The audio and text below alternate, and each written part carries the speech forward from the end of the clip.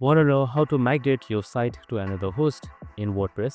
Well, no worries. In this video, I'm going to show you an easy step-by-step guide on how you can do it. It's super simple, so let's get right into it. Now, first things first, simply open up your WordPress.com and make sure you are under your current website that you want to migrate. Now, once you're there, just simply head towards plugins right here.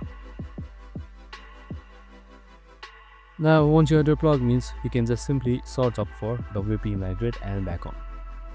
Now, right here you should be seeing all-in-one WP migration. So you can just simply select it and now you can install it. So if you haven't, we have also created a video on how to do it. So here you should be seeing upgrade and activate if you haven't upgraded. So make sure to upgrade it before installing since it has a small paywall in it. So once you've done it, right here under plugins you should be seeing your all-in-one WP migration. So once you've done that, here you can just simply select export, and once export is selected, you can just simply select the site that you want to back up first and it will be saved to your computer. And once that is done, you can just simply change your host. So change your WordPress account to host and then just simply download or install the same plugin right there, the WP all-in-one migration.